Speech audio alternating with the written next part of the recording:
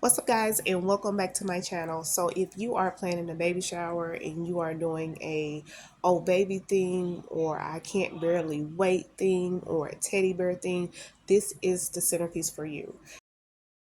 So first, what I started off is just letting you see the type of flowers and how many you're going to need for this particular centerpiece. But it really depends on how big you want your centerpiece to be. So if you want your centerpiece to be smaller, just condense the sizes and you can have a smaller centerpiece. But this one right here is pretty big. It'll be it's about at least 2 to 3 feet tall for your centerpiece. So let's get started, and I hope you guys enjoy.